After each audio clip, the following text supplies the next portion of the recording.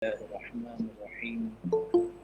الحمد لله الذي جمعنا وإياكم في هذا المكان المبارك الذي تتنزل عليه الرحمة والبركة.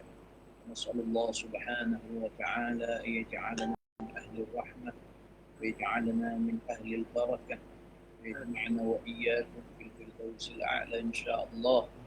اللهم طهر قلوبنا من النفاق واحفظ ألسنتنا من الكذب واجعلنا من الصديقين واجعلنا مع الصادقين. اللهم احفظنا من فتنة المحيا والممات ومن شر فتنة المسيح الدجال. وصلى الله على سيدنا وحبيبنا وقرة أعيننا سيدنا محمد صلى الله عليه وعلى آله وصحبه وسلم.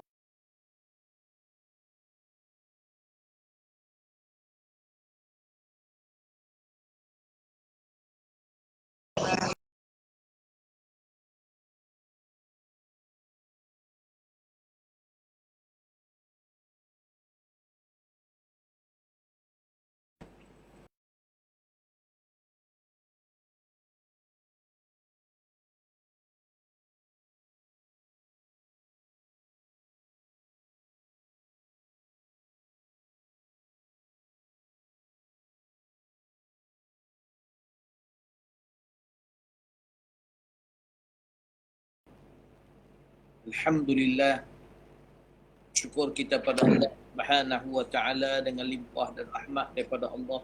Maka Allah Subhanahu wa taala mempertemukan kita pada hari ini. Mudah-mudahan Allah Subhanahu wa taala memberkati pertemuan kita ini dengan niat kita hendak duduk di dalam majlis ilmu, menuntut ilmu. Mudah-mudahan Allah Subhanahu wa taala memanfaatkan apa yang kita pelajari hari ini di dunia dan di akhirat insya-Allah. Ni suara Buya jelas Jelas Buya. Jelas Buya. Jelas.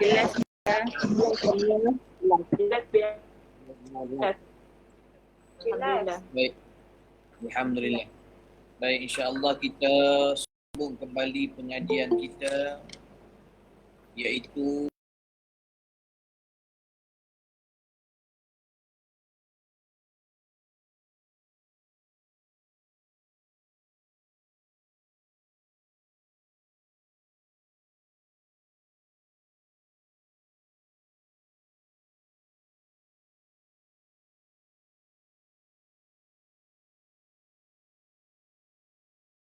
yang memberi manfaat itu dan engkau amalkan akan dia serta engkau perhias pada zahir dirimu dengan mengerjakan segala ibadat yang zahir dan engkau jauhi segala maksiat yang zahir.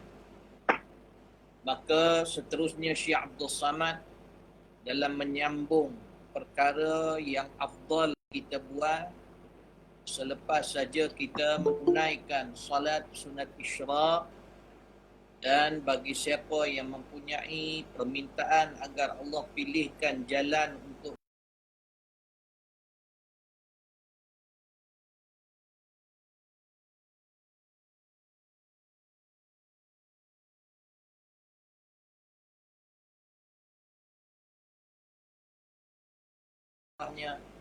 maka sekiranya selepas itu ada masa yang terluang, maka apakah yang perlu diisi? Maka yang pertamanya Syekh Abdul Samad menterjemahkan kata-kata Al-Imam Al-Ghazali rahimahullah, maka yang paling afdal meluangkan masa menuntut ilmu yang bermanfaat. Kemudiannya beliau menyambung lagi mengatakan bahawa setelah selesai engkau daripada menuntut ilmu yang memberi manfaat, pertama kita kena faham balik ilmu yang bermanfaat yang diberitahu oleh Imam Al-Ghazali rahimahullah, yang disampaikan kepada kita oleh Syekh Abdul Samad Al-Falimbani di dalam kitab ini, iaitu ilmu yang menambah rasa takut kita kepada Allah, ilmu yang menambah rasa takut kepada Allah, ilmu yang menambah penglihatan hati kepada aib diri kita sendiri, ilmu yang menambahkan pengetahuan dengan ibadat kepada Tuhan kita iaitu Allah Subhanahu wa taala.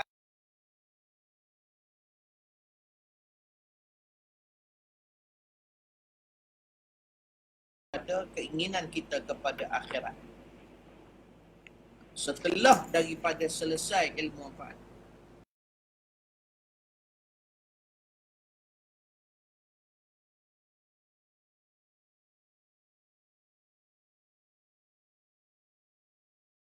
Nampak aib diri kita, kita tidak ada rasa dalam hati kita, rasa berkeinginan untuk bahagia di akhirat, dia akan bermasalah. Sebab kalau tidak ada usaha ke arah itu untuk pertamanya, maka akan membuatkan apa yang kita pelajari akan membawa kepada niat kita kepada dunia, kepada kedudukan, kepada harta, kepada kemegahan. Kerana itu Syekh Abdul Samad mengingatkan kita melalui kitab Hidayatus Salikin ini, buat apa yang paling afdal pada waktu itu dan paling aula untuk kita mulakan pelajaran ilmu kita, iaitu cari ilmu-ilmu yang bermanfaat, yang bermaksud tambah rasa takut pada Allah. Kemudiannya nampak aib kita, sebab kalau kita terus mempelajari benda-benda yang membawa kepada khilafiyah, membawa kepada perbahasan atau mujadalah atau berdebat, maka kalau kita tak pelajari lagi ilmu yang nampak aib kita, maka kita akan lebih nampak aib orang. Dan akhirnya terhijab kita daripada aib kita, maka kita sendiri tidak menjadi bersih di sisi Allah. Kita nak orang bersih, tapi kita sendiri tidak bersih. Kerana itu kena hati-hati. Permainan syaitan sangat halus. Permainan penipuan dia pun juga sangat halus. Garis dia halus. Tanpa kita sedar, kadang-kadang kita sudah terhindar ataupun kita sudah terjebak.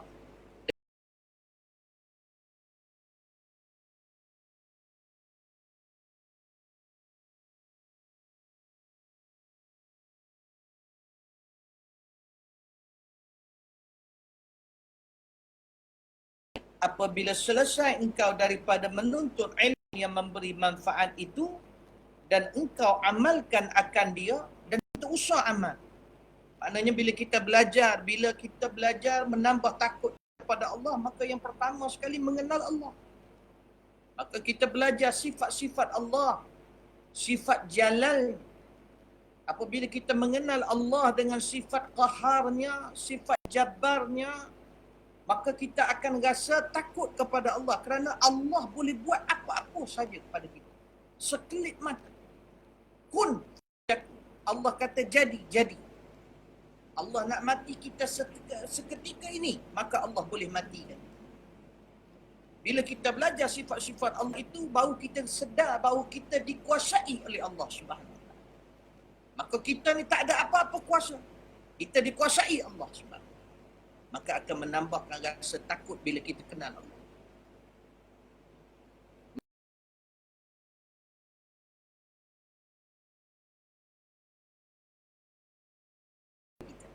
Kita sedar kita ni ujub, rasa hebat pada diri. Kita rasa hebat pada diri kita, merasa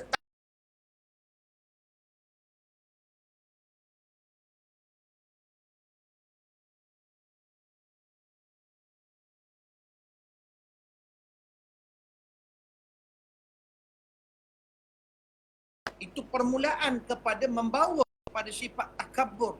Sedangkan sifat takabur itu adalah pakaian Allah Subhanahu Wa Taala. Sifat Allah Subhanahu Wa Taala. Maka kita akhirnya merasa takjub. Ini kita kadang-kadang tak perasan. Semua buaya sendiri melalui benda itu dan kita sampai ke saat ini dan sampai kita mati, kita akan lawan sifat-sifat ini. Sebab apa? Sebab dia akan melintas dalam hati. Ini yang dipanggil oleh Habib Abdullah Alwi Al-Haddad khawatirur raddiyah. Iaitu lintasan-lintasan yang datang tiba-tiba dalam hati kita memberitahu tentang kehebatan kita. Memberitahu tentang hebatnya kita, takjubnya diri kita. Oh, banyaknya kelebihan kita. Maka dekat situ hati-hati. Dan itu Nabi ajar kita ubatnya bila mari lintasan sedemikian, maka kita baca la haula wala quwwata illa billahil aliyul azim. Sebab Nabi SAW bersabda, qala Rasulullah SAW, la haula wala quwwata illa billah dawa'un litis'ina wa tis'ina da la haula wala quwwata illa billah dawa'un li 99 adnaha al-ham. Yang paling lemah penyakit yang pasti sembuh dengannya iaitu penyakit resah gelisah, iaitu dalam hati kita apabila datang lintasan-lintasan. Boleh faham tak? Maka kita belajar benda-benda itu. Maka setelah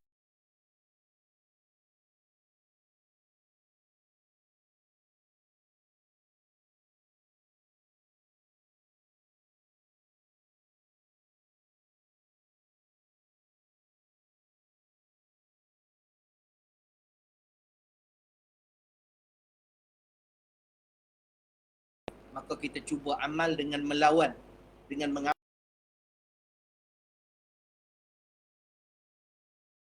perhias pada zahir dirimu dengan mengerjakan segala ibadat yang zahir. Kemudiannya anggota zahir kita ini kita hiaskan yang sebagaimana Buya sebutkan sebelum ni, ibadah, ubudiyah, ubudah. Betul? Ibadah, ubudiyah, ubudah. Yang mana ibadah iaitu zahir kita. Zahir kita yang perlu kita lakukan. Nampak tak? Kemudiannya iaitu mengikat diri kita kepada Allah Subhanahu wa taala dengan perbuatan-perbuatan zahir kita, dengan salat kita, dengan melakukan kebaikan dengan tangan kita, kaki kita yang melangkah ke arah kebaikan. Kemudiannya ubudiyah iaitu batin kita, yang mana kita membersihkan batin kita tadi, membersihkan zahir kita dengan mengikat zahir kita itu dengan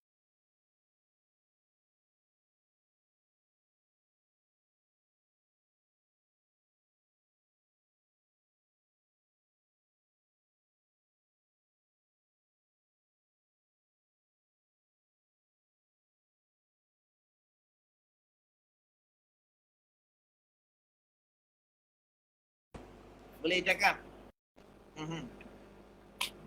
Takhalli dan tahalli. Apa dia? Takhalli. Aywa, ahsan tu. Iaitu yang pertamanya bila kita menyucikan batin kita iaitu apa dia? At-takhalli wa tahalli. Dua tu. At-takhalli wa tahalli. Takhalli iaitu membersihkan diri kita itu daripada sifat-sifat mazmumah, sifat-sifat terkeji. Kemudiannya tahalli, menghiaskan hati kita itu dengan sifat-sifat terpuji. Maknanya sifat bersangka baik, sifat merendah diri, sifat tawadhu, sifat redha, sifat bermacam-macam lagi lah sifat yang ada dalam hati kita yang kita pelajari, kita hiaskan. Kemudiannya ubudah, itu apa dia? Tajalli. Iaitu apa dia masuk tajalli?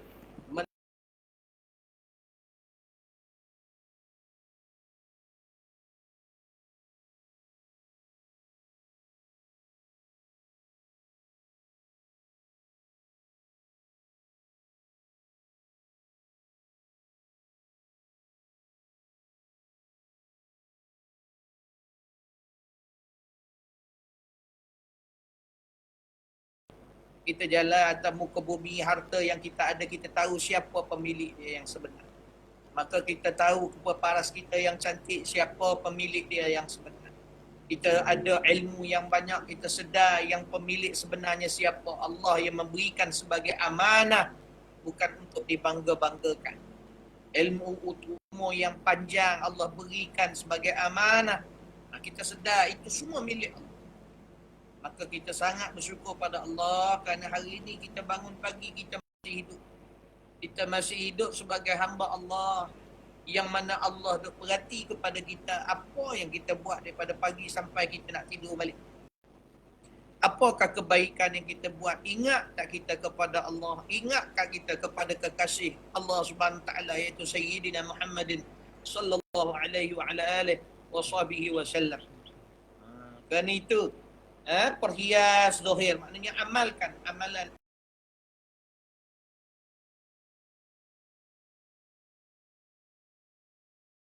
diri kita dengan mengerjakan ibadat. Macam tadi kita semayang, contohnya semayang sunat al-Isyraq. Tak apa 2 rakaat. Cukup dengan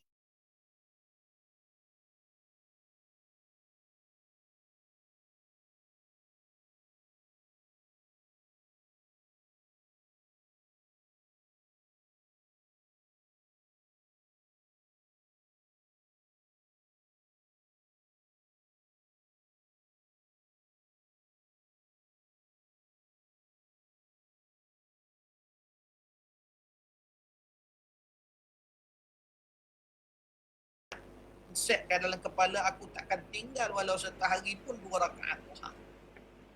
Kalau ada rasa semangat apa nak buat lebih, buat. Tapi yang istiqamah dulu. Tapi bagi Buya syorkan buat 2 tu sampai merasa lazat.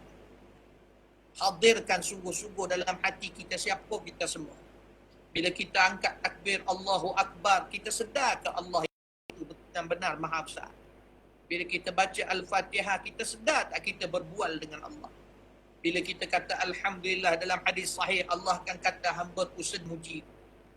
Bila kita kata Alhamdulillah Rabbil Alamin Ar-Rahman Ar-Rahim Maliki Yawmiddin, sungguhnya hamba-Ku sedang memuliakan. Sehinggalah sampai kepada iyyaka na'budu wa iyyaka nasta'in. Hamba-Ku inilah garisan di antara aku dengan hamba-Ku, wa li'abdi ma sa'al. Maka lepas ni kalau hamba aku tanya apa aku jawab, aku makbulkan. Nampak tak? Maknanya cuba latih. Kadang-kadang tak salah nak buat ibadat banyak, tapi kita nak sampai ibadat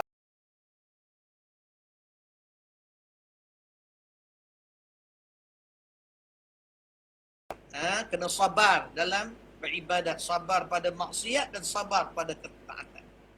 Kemudiannya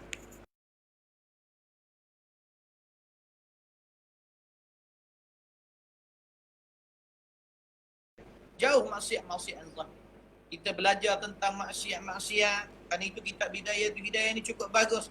Akan sampai kepada bab maksiat-maksiat yang perlu kita hindarkan, maksiat zahir, maksiat batin. Maka kita jauhi maksiat-maksiat yang zahir. Maksiat mata, tengok anggota kita, apa maksiat mata, apa maksiat tangan, apa maksiat kaki, apa maksiat perut, apa maksiat mulut terutamanya. Maka kadang-kadang ada hikmah juga ni. Bila kita PKP ni, maknanya kita jarang bertemu orang, jarang kita menyakiti orang.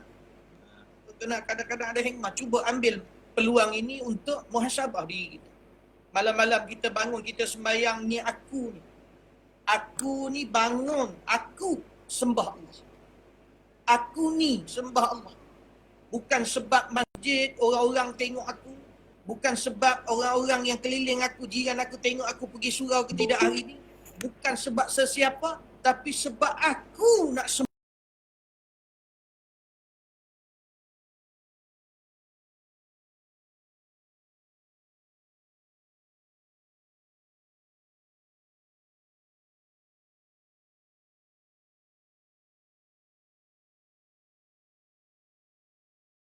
Cuba hadirkan.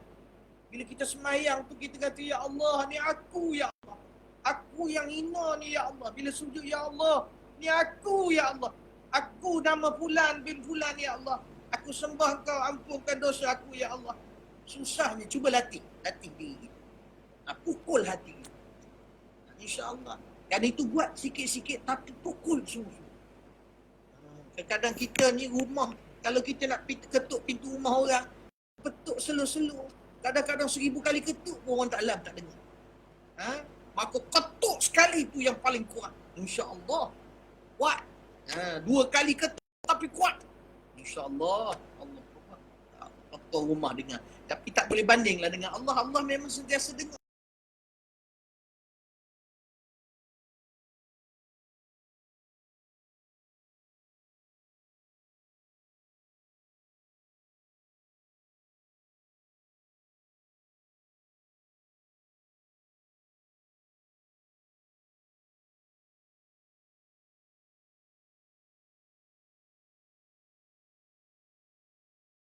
Hari ni okey, besok tak okey.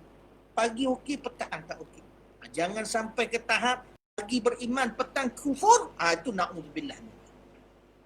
Tapi Tapi kalau pagi semangat, petang lemah sikit, malam semangat, lepas tu besok lemah, lusa kuat, tak apa, jalan terus. Yang penting kita kata, kita sentiasa merintih pada Allah.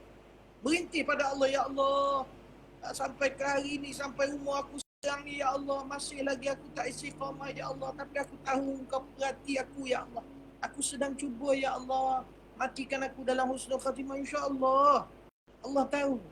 Tak payah kita beritahu orang. Allah tahu apa yang kita buat. Betul tidak? Jadi cuba. Jangan stres. Buat yang kita mampu. Kemudiannya apa lagi disebut lagi? Maksiat.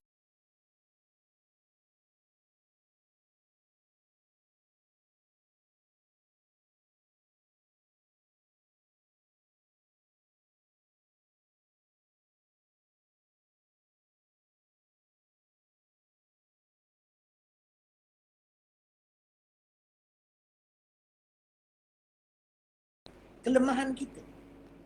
Cuba buat. Buya sendiri, pada siapa pun, kadang kita tak perasan. Bila Buya buat madrasah dan sebagainya, kadang ada datang, rasa nak yang perfect, nak perfect. Kemudian kita muhasabah balik. Yang sepatut kita buat, kita cuba buat seperfect mungkin. Kemudian benda tu jadi atau tak jadi, kita serah pada Allah SWT. Lepas tu jangan terus lagi. Kerana itu perlukan kita ni dalam jemaah semuanya bersemangat. Dan insya-Allah jangan pandang benda tu kecil. Benda yang berkait dengan Allah ni pandang besar. Majlis ilmu, majlis zikir, berhubung dengan ulama, jaga adab, jaga akhlak kita. InsyaAllah. Kadang macam Buya dalam perjalanan hidup Buya sendiri, kalau Buya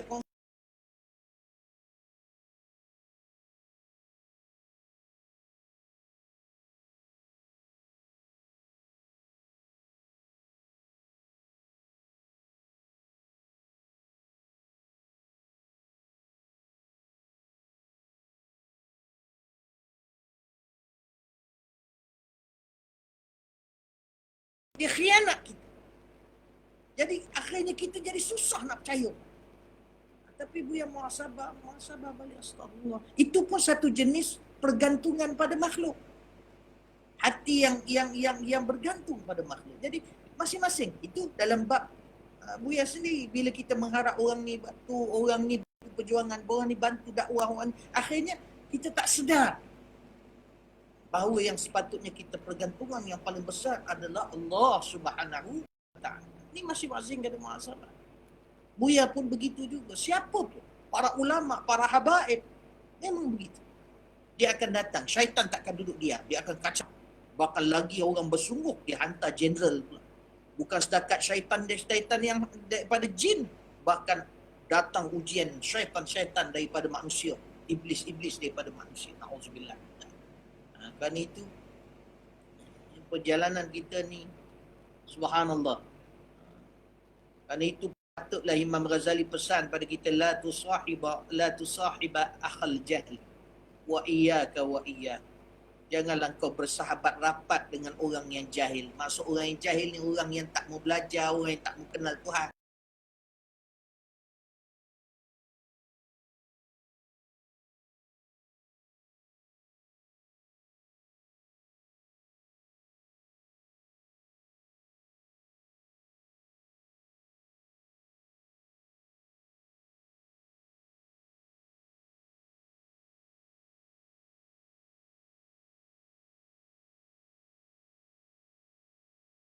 Jadi bermusuh seperti mereka. Na'udzubillah. Kerana itu kita sama-sama banyak berdoa. Syaitan dia tak akan tidur. Kan itu dalam kitab Fawaidul Mukhtarah menyebutkan bahawa ditanya oleh kepada seorang ulama, bilakah syaitan itu tidur? Maka ulama itu tersenyum dan mengatakan, kalaulah iblis dan syaitan itu tidur, maka selegalah kita. Maknanya dia tak tidur-tidur.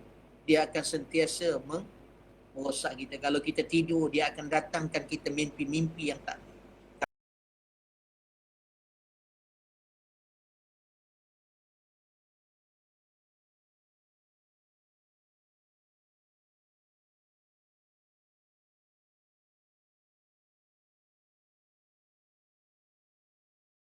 Kalau masuk pula sihir, dia membuatkan kita bergaduh pula suami isteri, nak mencerai-beraikan di antara suami isteri.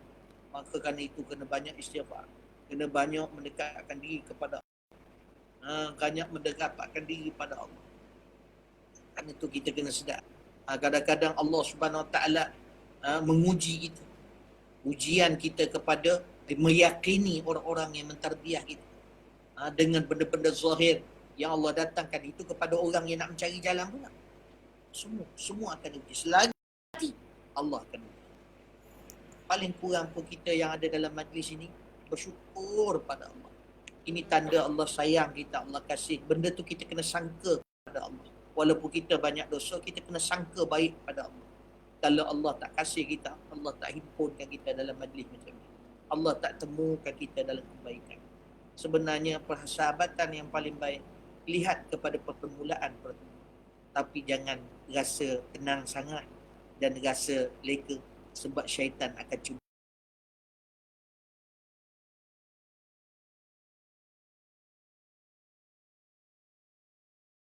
tiba berpisah dengan fitnah dan hasad dan sangkaan.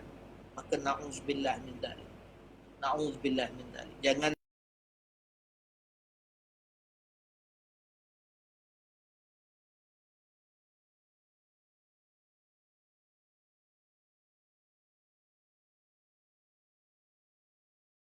pemuda ini kata kepada Nabi Isa, wahai Nabi Allah, aku nak bersahabat dengan kau, aku nak berkhidmat, nak bersama dengan kau.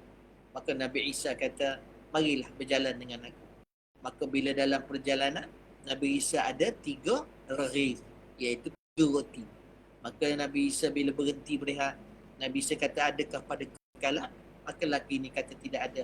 Maka Nabi Isa kata, tak apa, mari kita makan roti yang aku bawa. Maka Nabi Isa pun meletakkan roti dan mereka pun makan. Lalu Nabi Isa membasuh tangan, tiba-tiba tengok roti dah habis. Ada baki daripada roti pun dah habis. Siapa yang makan? Maka Nabi Isa kata, ainal baqi raghiz. Ni aku nak tanya pada kau, mana baki roti yang aku bawa tadi? Orang ni tak mengaku. Orang ni kata, aku tak makan, aku makan yang kau bagi je lah. Aku tak makan, dia tak mau mengaku. Maka akhirnya Nabi Isa kata, tak apalah, kita berjalan. Bila berjalan-jalan sampai di satu tempat, maka mereka lapar kembali. Nabi Isa pun datang menunjukkan mukjizat yang Allah bagi. Maka Nabi Isa nampak, iaitu kepada rusa. Maka Nabi Isa pun berdoa kepada Allah.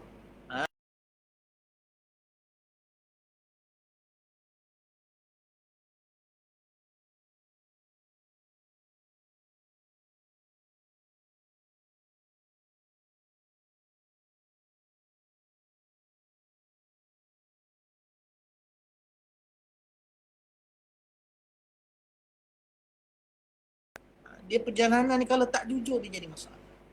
Tengok nasabah hati kita.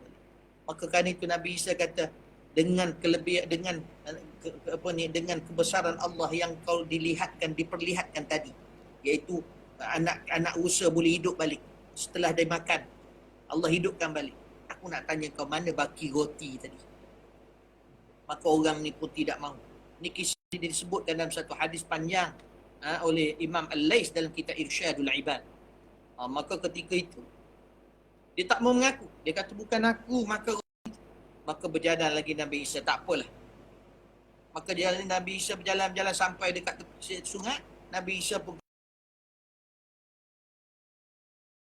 kemudiannya orang ni kata, bagaimana aku nak melintas ni? Sampan pun tak ada apa sebagainya. Maka Nabi Isa pun terus berjalan memegang orang itu sampai dia berjalan di atas air, sampailah melintas ke depan, ke seberang. Maka Nabi Isa kata, orang ni takjublah, subhanallah. Maka Nabi Isa kata, dengan kebesaran Allah yang diperlihatkan kepada kau, aku nak tanya kau sekali lagi, mana baki roti tadi? Sebab Nabi Isa tahu dia ni curi, dia ada orang je kat situ, siapa lagi yang makan? Maka dia tak mahu mengaku. Dia orang panggil nak berlakon baik bersama dengan Nabi Allah, orang yang dekat dengan Allah. Dia nak berlakon baik, bermuka-muka. Kononnya nak bersahabat dengan kekasih Allah, nak bersahabat dengan orang yang dekat. Tapi hanya muka-muka nakkan perhatian daripada Nabi Allah itu. Akhirnya Nabi Isa kata, tak apalah, kita teruskan perjalanan. Akhirnya bila berjalan-jalan sampai di satu tempat, maka Nabi Isa pun nampak pasir yang ada dekat situ, tanah yang ada dekat situ. Nabi Isa pun mengumpulkan tanah itu dengan bonggolan, 3 bonggolan yang agak besar. Maka Nabi Isa kata, kun zahaban, dengan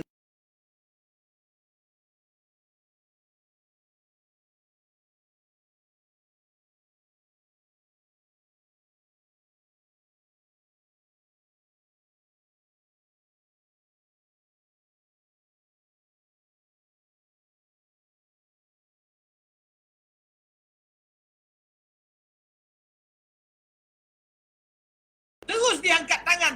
Akulah tadi, aku yang makan.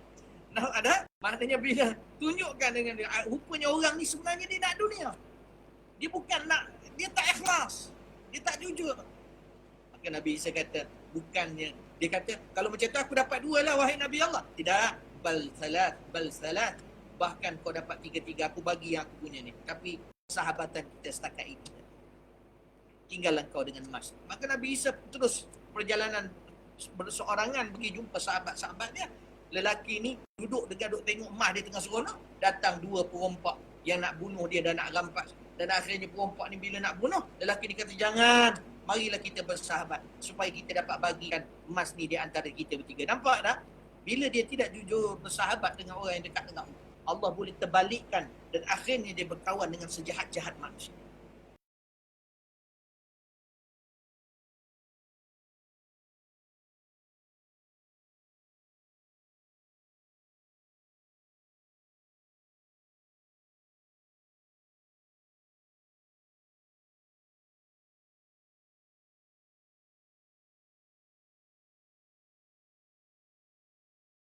Ni Nabi Isa bagi kat aku 3-3. Dia orang ni datang nak memumpat aku akan isi racun dalam roti. Maka dia pun pergi beli kat pasar, dah letak racun. Dalam keadaan gembira datang, dia makan mati dulu. Yang 2 orang ni pula yang tengah duk menunggu ni memikir kata, kita datang nak memumpat ni, buat apa kita nak bagi dengan dia? Kalau macam tu kita menyeruk mana-mana, dia sampai nanti kita terus bunuh. Maka bila orang ni sampai, dibunuh oleh perompak 2 orang ni. Kemudian roti pun jatuh. Maka perompak ni pun gembira, kita bagi 2 aja. Tapi sebelum tu kita raikan dengan memakan roti yang orang ni beli. Akhirnya mati 3-3 semua. Nabi Isa balik dengan sahabat-sahabat dia. Nampak mayat-mayat terperanjat sahabat-sahabat Nabi Isa yang melalui jalan itu kembali nak balik-balik ke tempat Nabi Isa. Maka Nabi Isa melihat benda itu, sahabat-sahabat tanya, apa yang terjadi wahai Nabi Allah?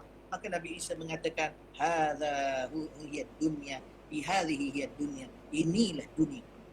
Bila orang bersahabat ataupun niat dia kerana dunia. Dunia ni bukan mesti harta, tapi kemegahan.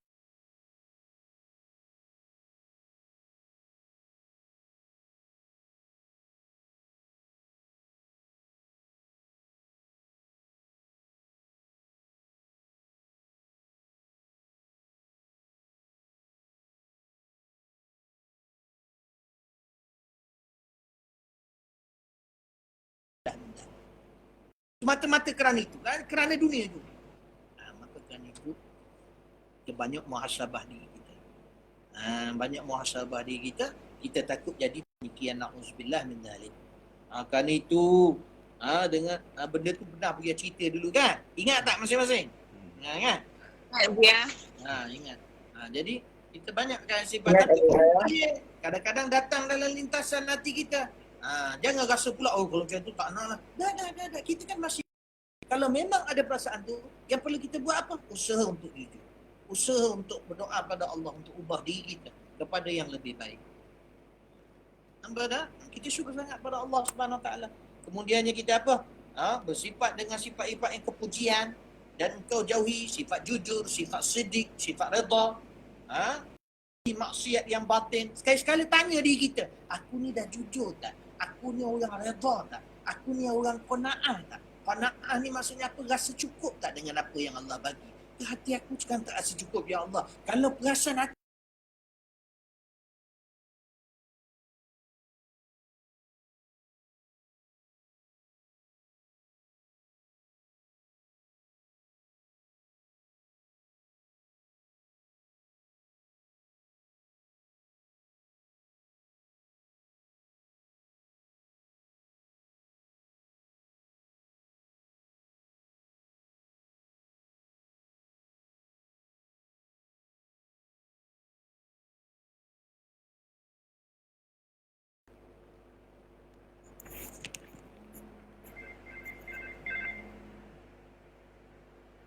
perasaan sum'ah. Sum'ah ni apa? Nak orang dengar yang baik je daripada kita. Bukan kita nak dedah aib kita, bukan. Bukan maksud nak dengar orang buruk tentang kita. Tapi nak orang dengar kita yang baik dengan niat, kita boleh rasa bangga, rasa ujub, na'udzubillah. Sedang akhirnya dia akan membawa kepada berbohong. Sebab kita nak orang dengar kita baik, jadi sebenarnya kita dah buat tak baik, tapi kita tak mengaku. Kita dah buat jahat, kita tak mengaku. Sebab apa? Sebab kita nak orang dengar kita baik. Ni na'udzubillah. Na'udzubillah. Bahkan Buya kadang bila balik dengan nenek pun, nenek Umi, mak Buya, kadang mak Buya kadang bila Buya apa ni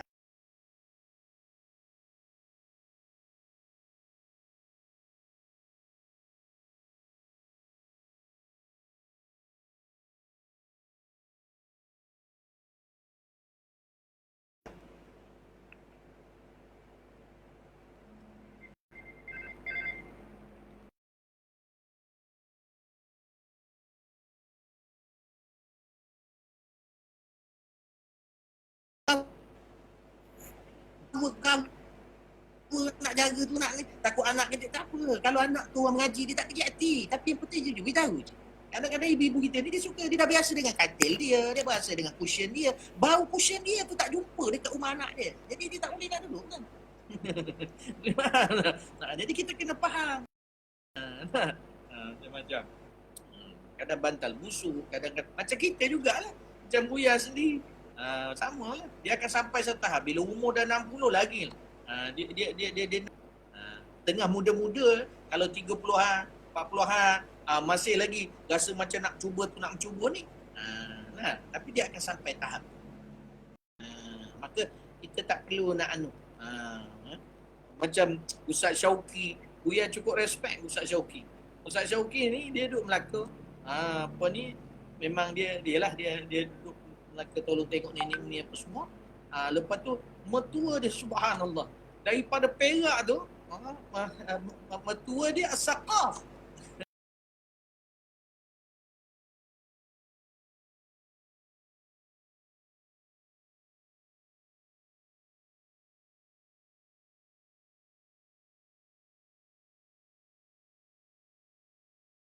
Anak murid, dia datang. Ni sekarang ni pun sebelum Ramadan tu dia dah datang duduk dengan Ustaz Syauqi. Sampai Ustaz Syauqi letakkan dia orang dekat madrasah. Subhanallah. Maknanya cukup memahami. Maka mudah-mudahan kita kena faham. Begitu juga anak, bila mak tak nak datang, apa ni mak kita contohnya dah tua-tua, dia yang penting kita cuba ajar dia dalam umur yang tua itu supaya dia jujur, kenapa, apa semua. Jangan ajar jangan biarkan diri kita ni nak orang dengar baik aja. Bukan nak sakit hati dia, tidak. Tapi nak dengar baik aja. Akhirnya kita pun mengcover-cover tak jujur. Tu nak kena faham. Macam musim-musim COVID ni, kadang-kadang orang kan takut. Jadi Buya selalu pesan nenek Om ni, jangan tak apa mak, perasaan takut tak salah, takut kena penyakit tak salah. Cuma kita jangan lari aja dari hati kita ini bahawa penyakit itu Allah yang beri dan Allah yang boleh selamatkan. Usaha-usaha yang kita buat ni adalah memberi hak badan. Sebab tu tanggungjawab kita. Allah suruh sihat. Usaha untuk sihat. Bersenam, buat apa-apa.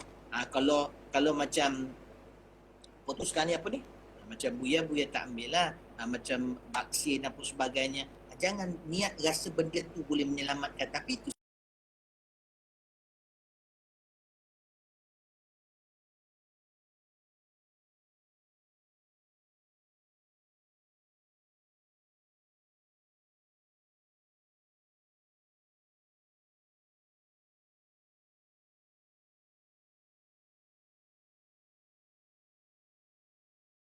datang pada bab yang keempat dan bab yang kelima insya-Allah taala dia akan sampai tu.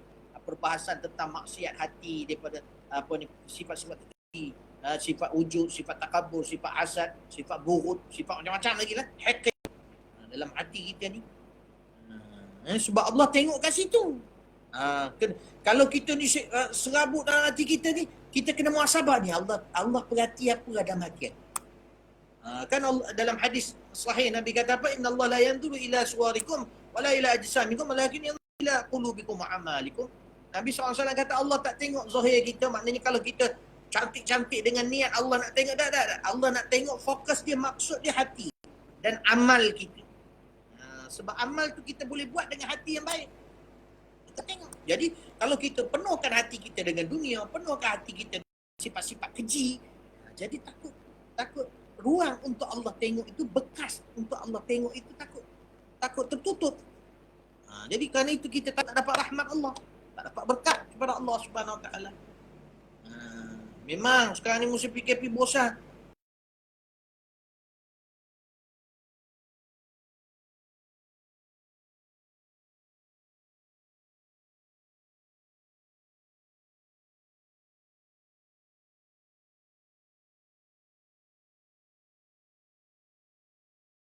Jadi rasa rimah dan rasa cepat bosan sebab syaitan akan cubalah.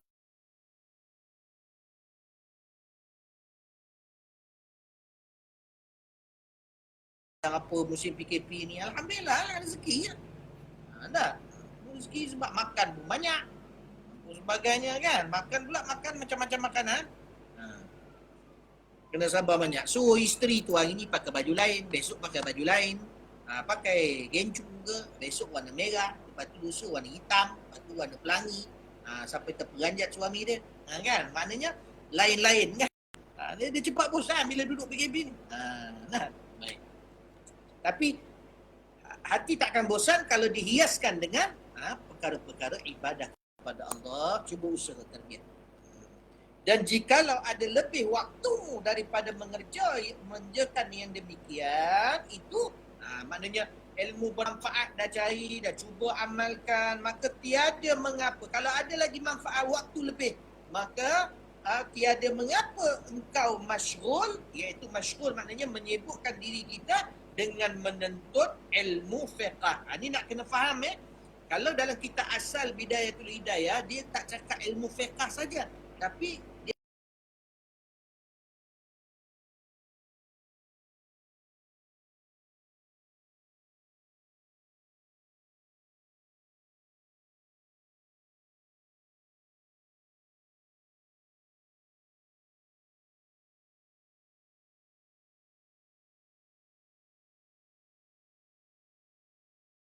wuduk.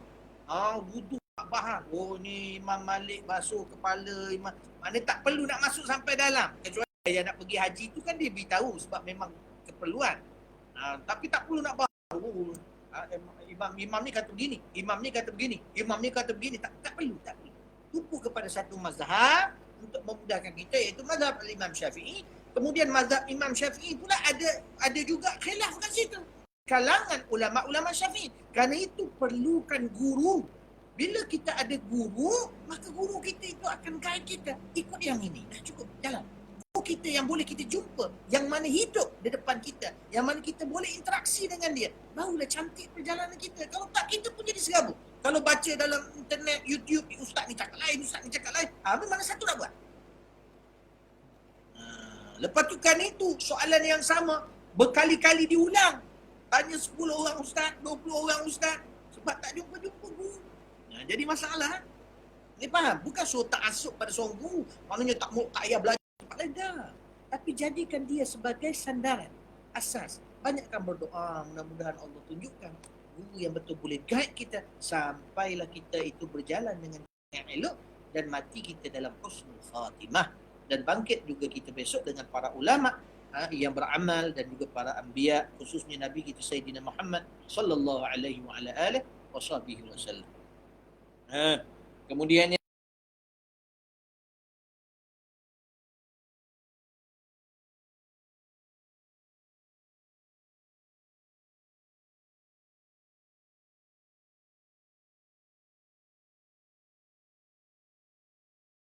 adalah yang nadir. Nadir ni apa? Yang jarang-jarang.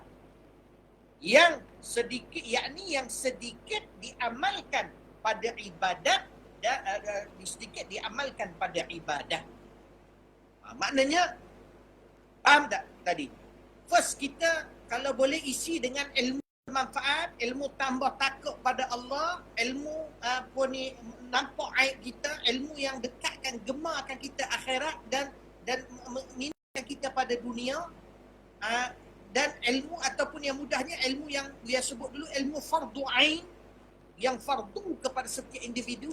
Cubalah tanya guru kita ataupun belajar kita tu. Supaya kemudiannya kalau ada masa lebih boleh tambah dengan membahaskan ilmu-ilmu fiqh, perbahasan ilmu mazhab-mazhab dalam fiqh. Ini pada peringkat yang seterusnya lah.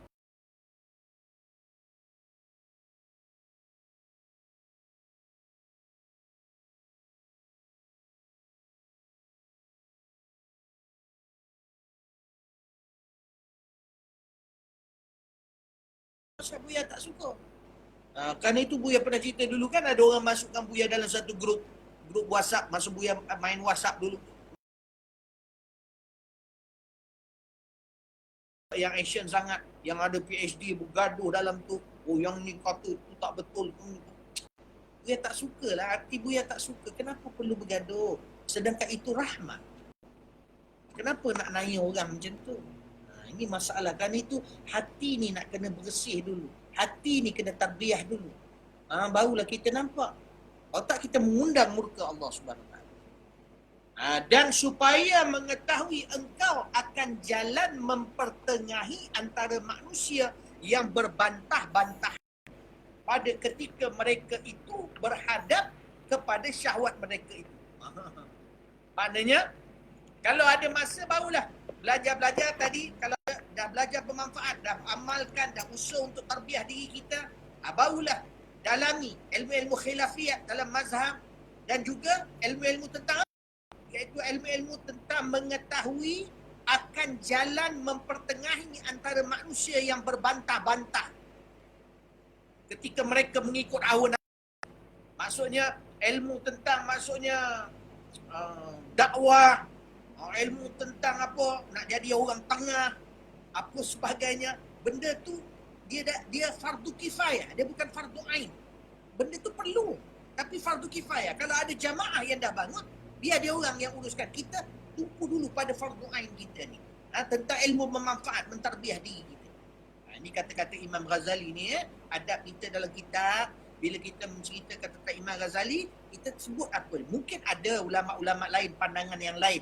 Tapi adab ni kita sekarang ni tengah mengaji kitab Syekh Abdul Samad Al-Bani yang mensyarahkan pemikirannya Imam Ghazali dalam ilmu dia. Kerana itu kita macam Buya sendiri tarbiyah di Hadramaut, kami banyak ikut Al-Imam Al-Ghazali.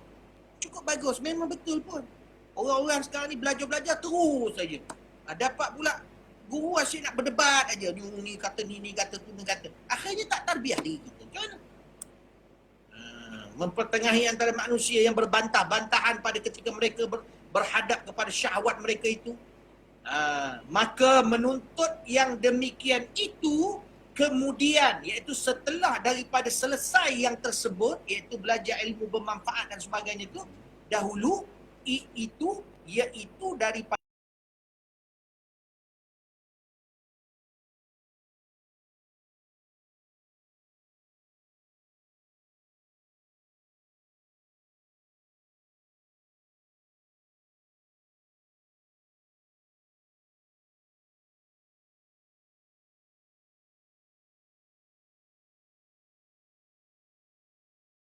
agama. Betul tidak? Ada orang-orang yang mengkhusus bidang itu, dia orang dah buat, maka kita tak perlu belajar, tapi selesaikan dulu fardu ain kita. Tengok diri kita, takut kita kepada Allah. Bagaimana diri kita dengan Allah? Bagaimana aib diri kita? Sedar ke tidak kita ni macam mana? Yang itu fokus dulu. Kalau tak, terus nak belajar bab tu, sibuk nak menyelesaikan orang, tapi diri kita tak selesai. Semayang kita tak khusyuk. Ibadat kita tak ke mana. Nampak tak? Dia jadi masalah. Akhirnya datang ujub, datang takabur, rasa hebat dapat selesaikan masalah orang, tapi masalah diri sendiri tidak selesai. Ni tak betul. Boleh faham tak? Sebab kan itu disebut oleh Syekh Abdul Samad, itu fardu kifayah, bukan fardu ain. Tetapi boleh teruskan ni. Tak bosan ni ya. Okey. Boleh Buya, insyaAllah. Boleh Buya. Boleh. Baik, ikut teruskan sikit lagi ya. Tetapi jangan engkau tinggalkan. Nampak tu? Jangan engkau tinggalkan segala wiridmu. Dan segala zikirmu. Kan tadi dia kata, Imam Syekh Abdul Samad kata apa? Kalau ada masa bolehlah. Dah belajar ilmu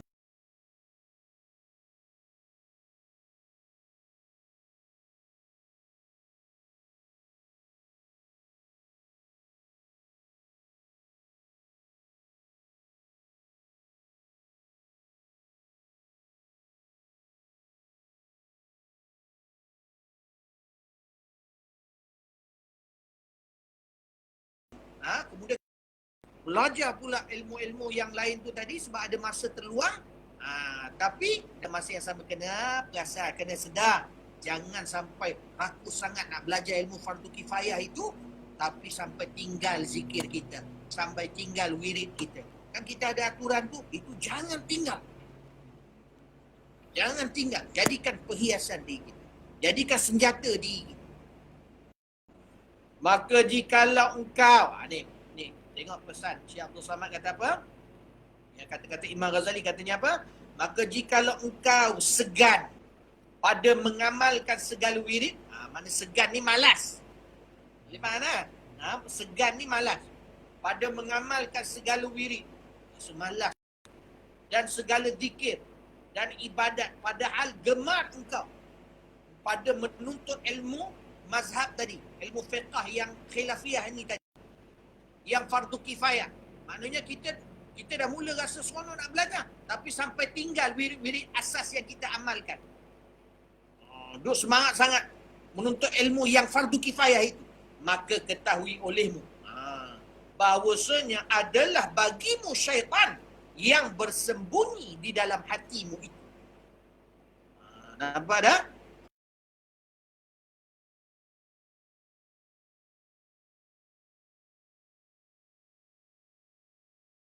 Dah dapat zikir-zikir, tapi akhirnya kita rasa semangat nak belajar lagi mendalami ilmu-ilmu tu, ilmu-ilmu yang fardu kifayah ni, sampai kita meninggalkan zikir dan wirid kita.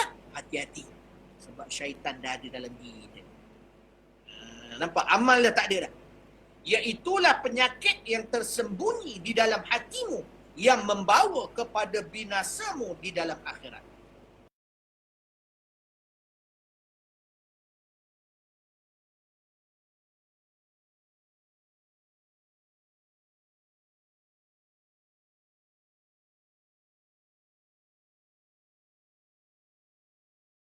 Lambung-lambung kita.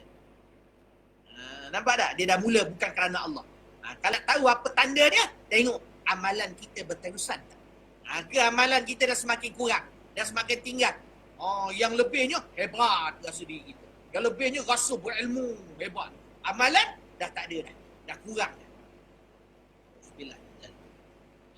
Yang bukannya kerana akhirat dan hanya tuntutmu itu semata-mata kerana berkehendak akan dunia jua seperti harta dan kemegahan dan kebesaran. Dunia ni bukan harta aja, kemegahan, kedudukan, kebesaran. Kadang-kadang ada orang yang memang menolong orang. Ini orang panggil bagus, orang-orang yang menolong ni bagus semua. Tetapi kena ingat, kadang-kadang kita ni tak ambil pun langsung. Maknanya upah ke orang, memang kita tolong semua. Kita sebarkan duit dan sebagainya. Tapi dekat situ syaitan akan masuk. Perasaan rasa ujub jadi, ataupun perasaan rasa nakkan orang memandang kita mulia, orang itu dunia juga. Kemegahan, kedudukan, kebesaran. Nampak? Walaupun kita tak dapat pun upah daripada tu, tapi orang tahu aku buat baik ni, aku buat macam-macam ni. Na'udzubillah. Syaitan tu jaga-jaga. Maka dia kata itu,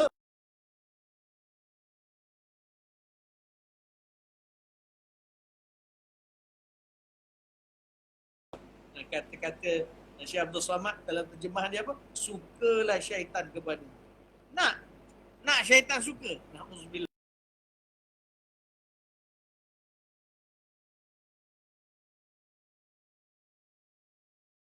Suka kat dia suka lah. Kalau perempuan yang dia suka kat dia. Suka. Bila suka tu, dia akan kerap lah. Kadang-kadang kita ni banyak berpengaruh dengan orang yang kita suka. Nampak tak? Macam Buya kan? Buya suka Habib Omar. Jadi kuat tau. Benda tu kuat. Hatta Buya belajar Mesir. Belajar Mesir 7 tahun. Lebih lama daripada Buya belajar Yaman. Belajar Yaman 4 tahun. Mesir 7 tahun. 11 tahun. Tapi di Mesir lebih lama. 7 tahun. Tapi orang panggil apa? Bila suka pada Habib Umar tu, dia tu yang banyak memberi kesan pada kita. Nampak tak? Amalan kita, nampak tu, pakaian kita, perjalanan hidup kita, ibadah kita. Sebab apa? Sebab kita suka dia. Dan insya-Allah dia suka kita. Jadi akhirnya kita dapat.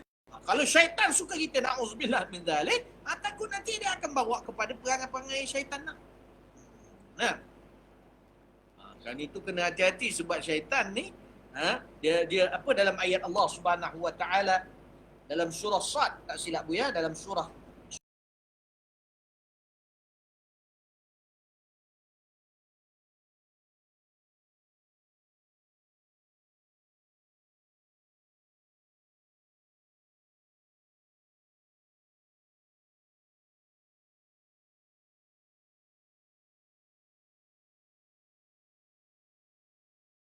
fabi'izzatika la'ughwiyannahum ajma'in illa ibadaka minhumul mukhlasin.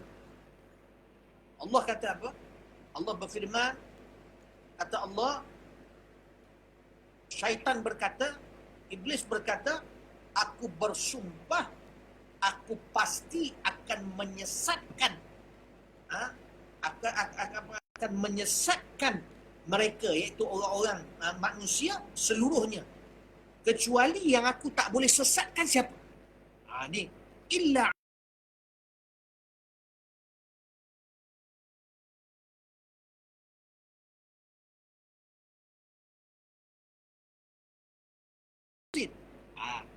perasan tak? Kadang-kadang ada ayat sebut mukhlisin, lam tu baris bawah, mukhlisin. Yang ni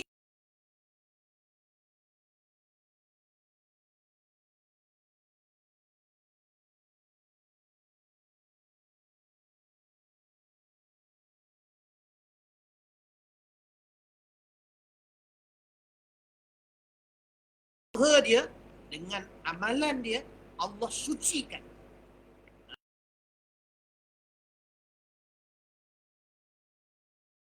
Allah mukhlas. Kan itu Allah jawab. Allah jawab pula kata apa? Apa ni? Qala, Allah jawab ayat seterusnya. Allah berfirman, fal haqqu wal haqqu aqul. Allah kata fal haqqu. Apa maksud fal haqqu? Kalau kita tengok tafsir yang paling contohnya tafsir Imam Tabari, bila sebut fal haqqu, apa maksud fal haqqu? Dia membawa kepada maksud, Allah beritahu fal haqqu itu membawa maksud anal haqqu, akulah yang maha benar dan aku hanya bercakap hanya yang benar. Wa aqulul haqq wal haqqu aqul, dan kebenaranlah yang aku katakan. Apa kata Allah?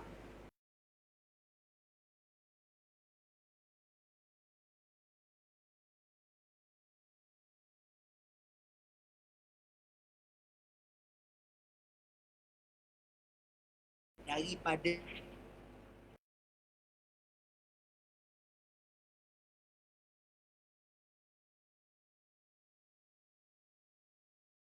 di kalangan manusia semua. Jadi hati-hati. Ingat tak Buya pesan, iblis syaitan ni dia tak ada kuasa, dia lemah. Dia sendiri mengaku, dia ajak je. Kita yang lemah, dia ikut dia. Dia tak ada kuasa. Ingat tu. Baik. Dan itu kita kena faham. Dan itu disebutkan apa tadi? Mana tadi? Maka jikalau engkau cuba akan dirimu beberapa masa ada mengerjakan segala wirid. Ni dengar. Imam Ghazali kata apa? Syekh Abdul Samad kata apa? Maka jikalau engkau cuba akan dirimu beberapa masa, maknanya kita test dalam seminggu dan 2 minggu, maka masa pada mengerjakan segala wirid, kita amal wirid, dan mengamalkan ilmu bermanfaat itu dan segala zikir dan segala ibadat, maka tiada segan dirimu. Dah tak rasa malas dah, rasa best pula buat.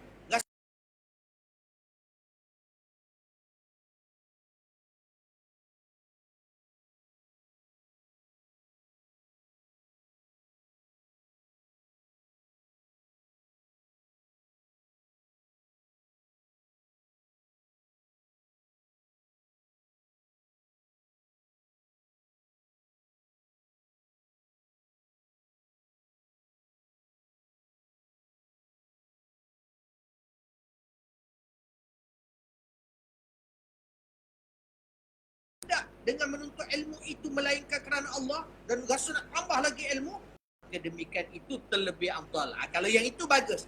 Kalau antum menuntut ilmu yang fardu kifayah itu bermanfaat juga, tapi fardu kifayah nak tambah ilmu lagi bagus. Tapi syarat dia kamu dapati amalan kamu tak rasa malas, wirid yang kamu dah amal tak rasa malas, takut kepada Allah makin bertambah, nampak aib diri makin bertambah, rasa nakkan akhirat, rindukan Allah, rasa cintakan Allah, cintakan Rasul, maka kalau lepas tu nak menuntut ilmu, tak ada masalah. Yang itu basic, itu kuat. Yang nak tambah ilmu, itulah afdal. Sebab ilmu ni mulia di sisi Allah daripada segala. Kerana ketika itu tidak kecuali menuntut ilmu itu kerana Allah, bukan kerana dunia, kerana kedudukan, kerana pangkat.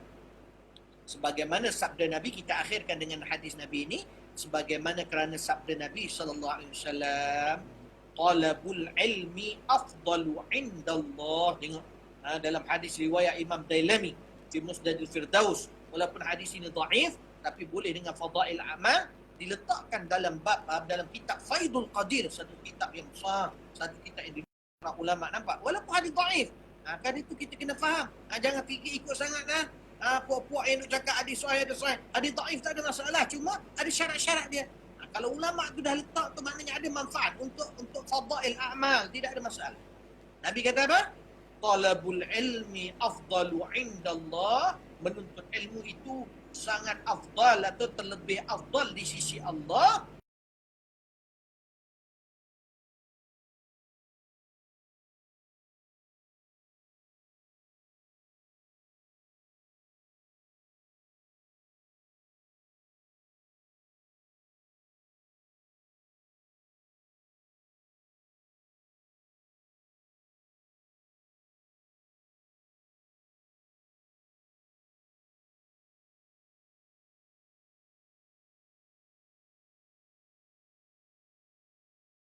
Maknanya paling kurang kalau kita tetapkan selepas subuh kita baca apa wirid, maintainkan yang itu.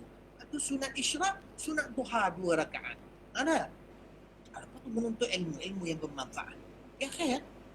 Lepas tu wirid lepas zuhur, wirid lepas asar. Kalau boleh buat. Kalau tak pun paling kurang tengok atas guru kita, guide kita. Ada yang lepas subuh dengan lepas maghrib. Itu saja amal itu bagi maintain lepas subuh, lepas maghrib. Sebab apa? Lepas subuh untuk Allah memelihara kita pada waktu siangnya, lepas maghrib untuk Allah pelihara kita pula waktu malam sampai ke siangnya besok. InsyaAllah bukan susah sangat pun duduk atas 3 sejadah. Yang rasa berat ni hati, betul tidak? Kadang kita tengok Hindustan bekerja-kerja, ini pula musim PKP ni, asyik tengok TV.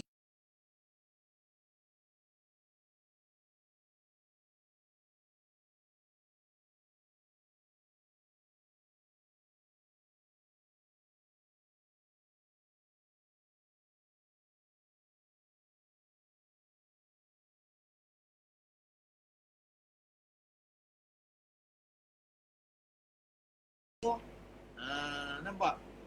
Lepas tu apa lagi? Apa tu? Dia ada pernah tengok tu, bukan tengok apa benda tak. Apa? Netflix. Flick. Apa tu? Netflix. Itulah tu. Movie tu. Oh, macam-macam. Bapak pun tengok duit dah siap habis je. Anak dotong beli movie, beli tu, beli ni. Yang CD lagi, yang game lagi. Masya-Allah. Maknanya atu elok. Kesian anak-anak kita. Ingat anak-anak kita ni kesian. Anak-anak buyah ni pun kat rumah kalau baca wirid, lepas tu memang mata dah melilas, yang saya nak tidur je. Sampai buyah pun tertidur sekali tengok dia tidur. Baca wirid. Tapi alhamdulillah istiqamah. Apa Zuhur ada wirid. Ada anak seorang tu ikut juga semayang. Asal Husin pun duduk semayang. Ada sekali asal abang dia semayang, buat suara ni, buya apa dia semayang kat semayang tu, tiba-tiba Husin buat suara Bismillahirrahmanirrahim.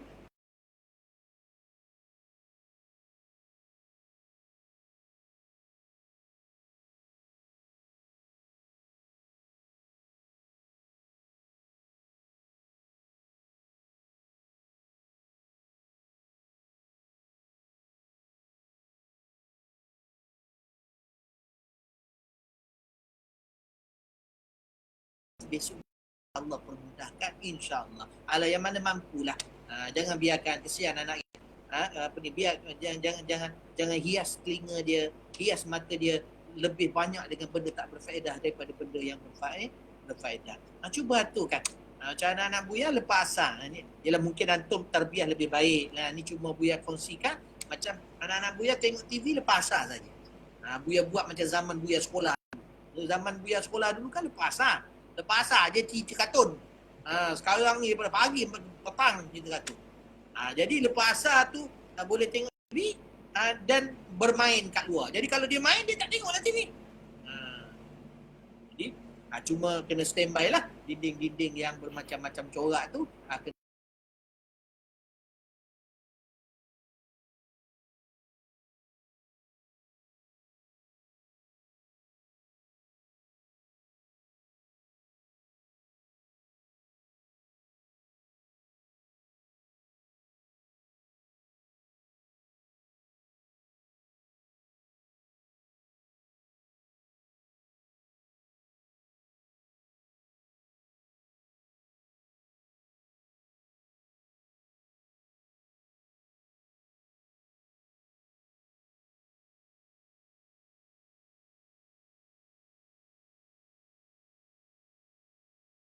Mudah-mudahan kita semua diberi kesihatan, antum diberi kesihatan, Allah dibersihkan hati kita, hidup kita pun tak tahulah sampai bila.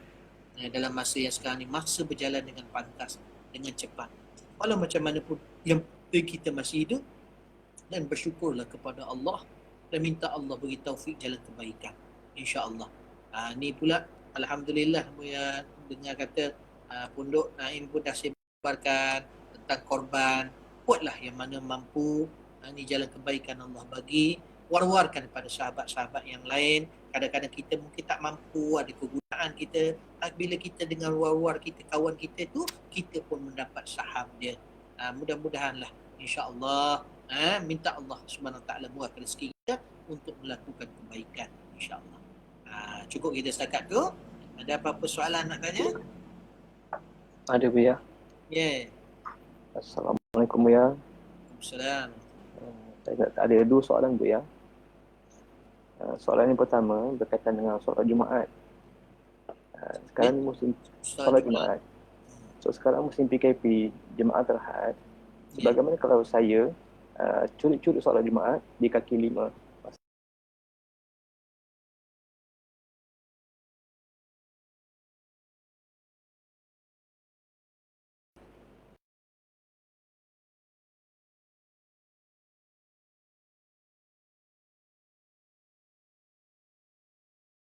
Masjid, bos mana pun masjid tu, kalau kita duduk di dalam masjid, maka kira kita mendapat jamaah itu.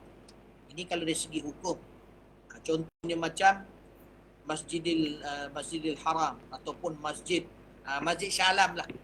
Bila Masjid Shah Alam tu contohnya, imam dekat dalam masjid, kita pun dalam masjid tapi dekat ujung sekali. Contohnya kita semayang kat situ, dan depan kita dah tak ada makmum, jauh berpisah dengan makmum. Adakah dapat jemaah? Dapat, sebab dalam masjid tak ada masalah. Tapi kalau kita di luar masjid, dapat tak kita dikira 300 hasta daripada perakhiran masjid. Jadi sekarang ni masjid itu contohnya dalam dia tu yang diwartakan masjid dekat kaki lima dia contohnya, kemudian kita semayang dekat pagar dia.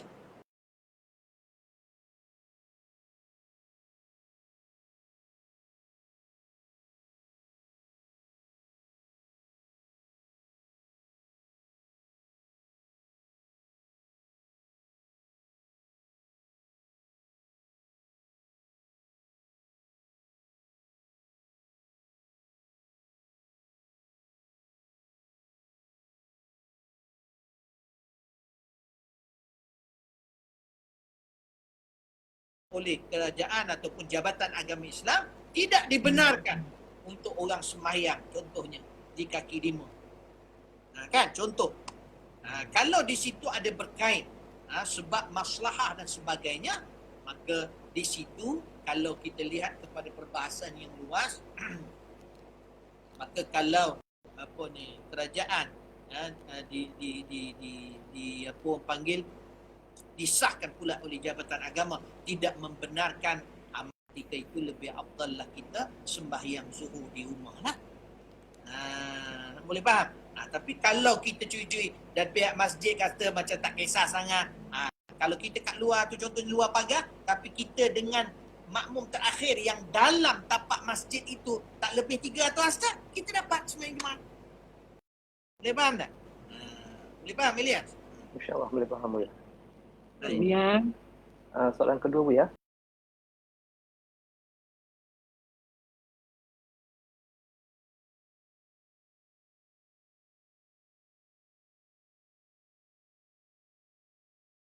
Tidak, dia memang setiap benda tu dia ada kalau kita lihat kepada guru yang mendidik kita dan sebagainya. Cuma setakat ini apa yang perlu yang kita kena faham maksud tahalli. Tahalli maknanya menghindarkan diri kita itu daripada sifat-sifat mazmumah yang ada dalam diri kita. Memanglah kalau sekiranya dalam nak menyucikan Allah dan dalam masa yang sama kita nak juga kita itu disucikan Allah, maka perbanyakkan subhanallah. Cuma kadang-kadang benda-benda macam ni kadang-kadang kita kena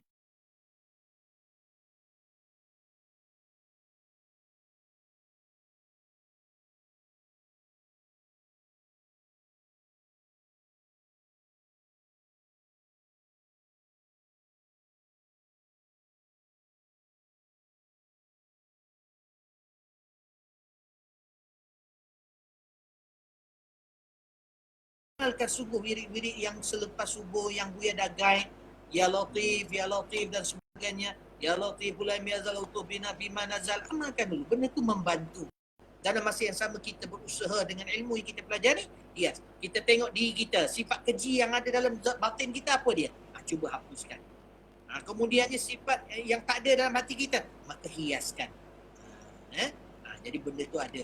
Kalau secara umumnya, maka kalau nak menyucikan kita, hati kita dalam dengan cara menyucikan Allah dengan subhanallah, subhanallah, subhanallah, subhanallah. InsyaAllah mudah-mudahan dengan kita menyucikan Allah daripada segala yang mustahil baginya, maka Allah juga menyucikan hati kita daripada segala kotoran. Ini yang awam, yang mudah, yang ringkas. Kemudiannya nak menghiaskan hati kita, maka dengan menyebut di antaranya kalau kita nak minta Allah memudahkan hiasan yang ada dalam diri kita ini dengan menyebut sifat-sifat yang lembut daripada Allah, ya Rahman, ya Rahim.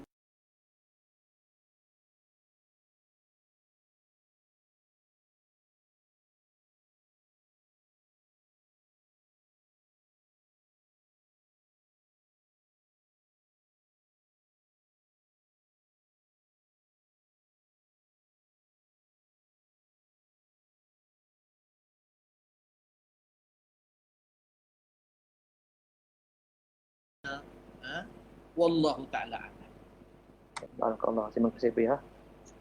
Ya, ada soalan lain tadi, ada suara tadi, Muslimat tadi. Apa tadi? Saya. Ya, sila. Assalamualaikum Abu Ya. Waalaikumsalam warahmatullahi wabarakatuh. Ini cadanganlah. Sebagaimana pelajaran hari ini, saya rasa rindu nak berjemaah bersama dengan Abu Ya tentang Widul Latif, Rotib hadat. Apa kata? Maksudnya bagus. Mudah-mudahan kita dapat nanti satu masa. Maksudnya buat apa? Dalam Google Meet ni ke?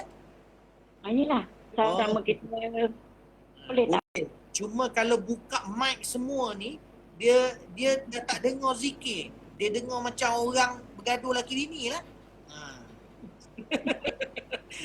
Buya pernah dengar antum baca doa lepas pengajian tu? Dia cakap wah wah wah wah wah wah wah wah gitu. Memang kita nak cuba buat. Cuma kita mungkin mulakan nanti dengan khatam Quran dulu. Sebab khatam Quran ni yang lain dia ada yang baca. Mungkin perempuan mungkin boleh lah. InsyaAllah doakan insyaAllah kita boleh buat. Mungkin ada cara, maknanya mungkin antum baca pada diri antum dengan suara Buya saja ke, ataupun kita ambil beberapa orang supaya suara tu ada bersama. Boleh cadangan yang nanti AJK fikir-fikirkan macam mana. Ya? Mungkinlah Buya dengan suara Buya cukuplah Buya. InsyaAllah. Tapi suara Buya ni nak kena bayar ni. Ni suara artis. Dia bukan senang-senang nak dapat. Tak apa, boleh je. InsyaAllah. Boleh insyaAllah. Terima kasih Buya. Baik, sama. Ada soalan lain? Assalamualaikum Buya. Assalamualaikum. Saya nak tanya pasal wakaf. Berkelompok. Katakan kita adik-beradik mewakafkan RM1,000. Tapi wakaf tu dia ada had-had tertentu, katakan satu kaki RM50. Tapi ada di antara adik-beradik tu yang tidak mampu nak bayar RM50. Tapi adik-beradik lain top up. Tapi dalam prinsip tetap ditulis satu kaki RM50. Jadi yang tak cukup RM50 tu sah tak wakaf dia? Dia begini. Dia sekarang ni kalau yang melihat kepada benda, maksudnya barang ataupun benda yang zahir, contoh macam tanah, kalau telah diletakkan contohnya satu madrasah ataupun masjid meletakkan wakaf satu kaki RM50. Bila letak satu kaki RM50 wakaf atas yang telah diletakkan, maka wakaf itu akan berlaku apabila dibayar RM50. Maknanya bila bayar RM50 dapatlah satu kaki wakaf. Kerana itu akad dia.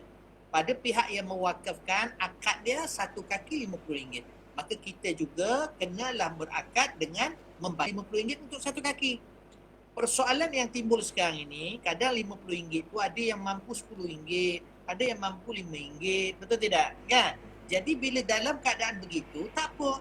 Kumpulkan. Letakkan dengan satu nama, mewakafkan RM50. InsyaAllah yang tak ada nama tu pun mendapat pahala wakaf itu kerana ta'awanu, membantu untuk mencukupkan satu kaki itu. InsyaAllah khair. InsyaAllah. Cuma kita kalau satu kaki, contohnya wakaf satu kaki RM50. Kita pun bagi duit, saya bagi RM20 lah. Saya tak ada RM50, saya bagi RM20 lah. Saya wakaf lah.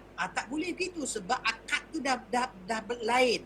Yang mewakafkan itu yang agensi yang membuat wakaf itu dia akadnya satu kaki RM50. Kita pula yang buat wakaf bukan satu kaki RM50. Kita bagi RM20.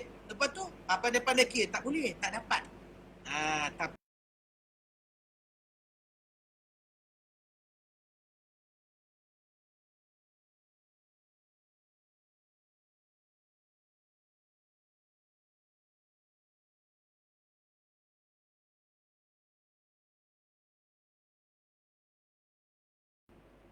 baik, ada soalan?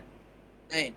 Kalau wakaf tu kadang-kadang yang selalu bagi wakaf tunai ni kan, dia bagi RM100, Ustaz, saya wakafkan RM100 saya ni. Kita tengok perbahasan itu, kalau ikut perbahasan asal, wakaf tunai ini dikeluarkan kepada agensi yang boleh melaburkan duit itu. Barulah duit itu berkembang dan bermanfaat. Kadang-kadang ada orang, dia wakaf tunai, iaitu dia pergi ke, contohnya ada budak orang miskin. Dia pun kata, ni dek, acik wakafkan RM100 ni untuk adik buat beli KFC ke, apa ke. Tak sah wakaf tu. Sebab tak berkembang. Wakaf ni, benda tu dapat dimanfaatkan. Dimanfaatkan dan berkembang. Digunakan. Macam tanah digunakan, dia dapat berkembang dengan bangunan dan sebagainya, atau berkembang dengan tanaman dan sebagainya. Jadi kalau wakaf tunai, kita bagi 100, ikut asal yang hukum asalnya, 100 tu kita bagi, 100 tu berkembang. Iaitu kita wakaf pada satu agensi yang boleh melaburkan 100 ringgit. Bukan main wakaf-wakaf tunai yang gitu je. Wallahu ta'ala a'lam. Wallahu ta'ala a'lam. Kecuali kadang-kadang kalau ada pandangan ulama yang lain, tapi yang majoriti ulama mengatakan demikian. Wallahu ta'ala a'lam. Ada soalan lain?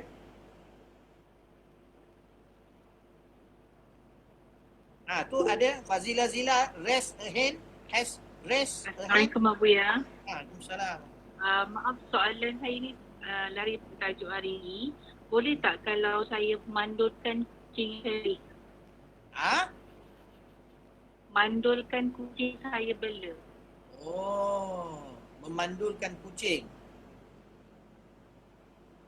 Bab ni Buya tak pasti nak ni. Cuma kalau ikut kepada manusia, perbahasan tentang kalau manusia lah, iaitu tentang perancang keluarga.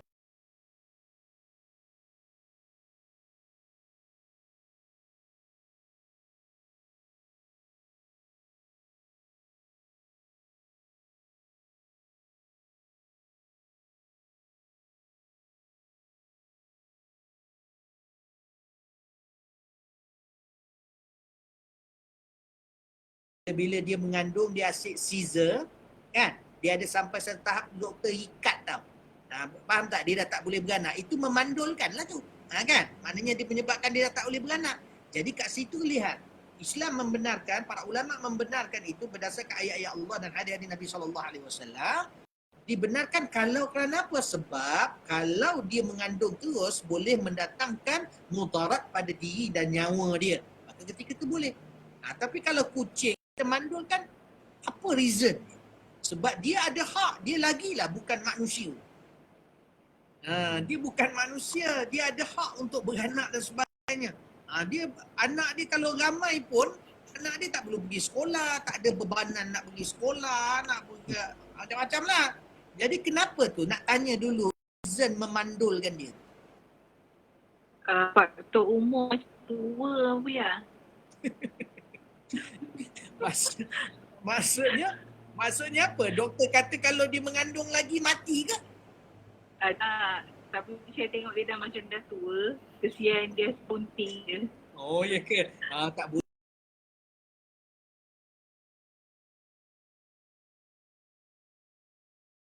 Sebab kita tak ada hak kepada binatang tu sebenarnya. Cuma kita bila bela dia, dan kita pergi buat jumpa ni lah. Apa tu? Apa nama dia tu?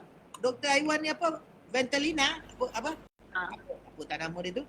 Pergi tanya. Sebab dalam bab ni, dalam Islam dia ada orang panggil mutakhasis. Mutakhasis ni, macam contohnya Islam, kalau selain daripada hukum hakam, dia kena bertanya kepada pakar. Bila tanya pakar, contohnya macam perempuan bila mengandung dan sebagainya, dia kena tanya pakar. Walaupun dia tak tahu hukum hakam, tapi kena tanya kepakaran dia apa mudarat yang berlaku. Baru boleh datang hukum hakam kat situ. Begitu juga kucing tu. Kalau kita nak memandulkan dia, kalau ada mudarat boleh kata manusia. Jadi yang ni saya tapi tak boleh saya rasa sebab kita bukan pakar. Tanya. Kalau doktor yang pakar haiwan tu, dia mengatakan, tak apa, tak ada masalah. Tapi saya kesian lah. Saya tengok punting dia macam nak tercabut aja. Tak boleh rasa-rasa. Kena tanya pakar. Kalau pakar kita tak apa. Dan sebenarnya Buya bila dengar ni macam baru kat untuk Buya kan. Selalu kita tanya tentang manusia sebab dia yang terkait dengan hukum hakam. Kucing ni tak ada terkait dengan hukum hakam. Lepas tu dia nak beranak, dia nak apa, tidak ada hukum hakam musuh. Jadi kalau kita rasa-rasa takut kita menzalimi binatang, na'udzubillah min dzalik. Kucing tu pernah cakap tak? Tolonglah saya dah tak larat nak mengandung. Ada? Tak pernah kan? Jadi tak boleh, kita tak boleh dia. Bila tak boleh interaksi, kita tak boleh judge macam akal kita. Dia orang tak ada masalah, kena biarkan. Tak boleh tu. Kalau rasa-rasanya tu hukum dia haram sebab menzalimi binatang. Jadi kalau kita rasa mudarat, Sebab kita jaga dia, kena tanya pakar. Kalau pakar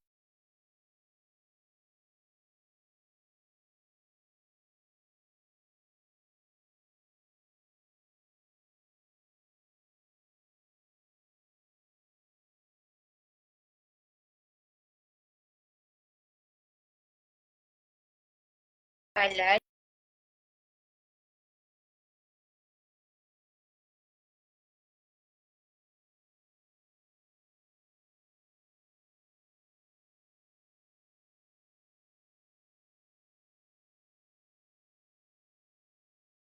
Costing dia tu terlalu tinggi sebab tadika kan kapasiti printing tu besar. Jadi saya terpaksa berhentikan dia punya printer, saya beli printer yang kos printing tu lebih murah lah. Jadi bagaimana status printer itu, sebab itu wakaf kan, adakah wakaf tu pertama valid, kedua bagaimana saya nak buat printer tu sebab itu wakaf. Saya dah bercakap semula dengan tuan yang wakafkan tu, dia kata minta tanya bersemula lah dengan Buya ataupun guru, adakah wakaf tu boleh tukar status? Sebab saya jadi bimbang, perkara tu ada tapi tak diguna. Sebab kosnya tinggi. Baik. Kadang-kadang wakaf ni macam rumah-rumah, contohnya rumah-rumah macam di madrasah-madrasah, di masjid, kadang dia ada buat macam rumah-rumah tumpangan. Jadi barang-barang wakaf ni tidak salah kepada pemegang amanah menggunakan dia untuk mendapatkan orang panggil modal ataupun mendapatkan duit daripadanya. Contohnya macam dekat masjid-masjid, dewan-dewan dia yang wakaf itu contohnya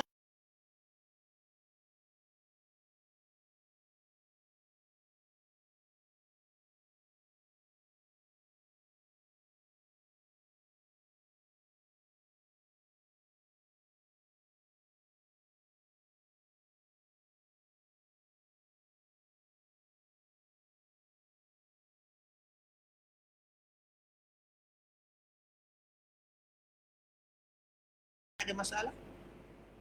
Maksud Buya printer tu kita sewakan. Sewakan atau pinjamkan, bukan pinjam, maknanya sewakan ataupun untuk dapat manfaat kepada kita, ataupun kita boleh juga gunakan untuk yang seangkatan dengan kita, maknanya tadika juga. Cuma kita informkan pada yang pewakaf lah, untuk kita bagikan pada kawan kita untuk dimanfaatkan. Sebab apa? Nafas dia masa mewakafkan itu untuk memudahkan tadika kan? Jadi kita boleh gunalah untuk yang lain juga yang seangkatan dengan dia, punya tempat-tempat institusi pendidikan.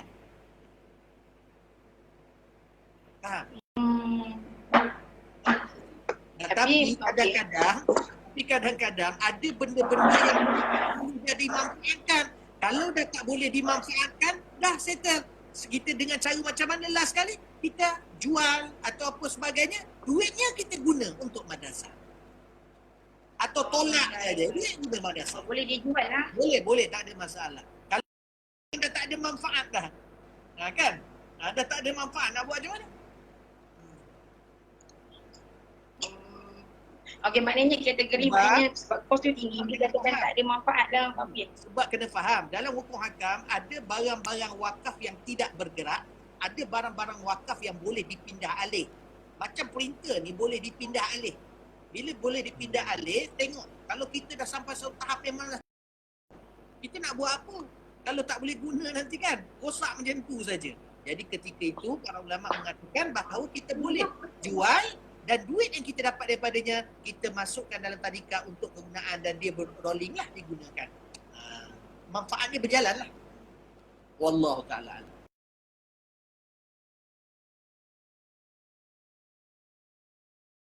Ubah niat dia lah, dia tak boleh ubah. Tak perlulah dia. Tak boleh. Kerana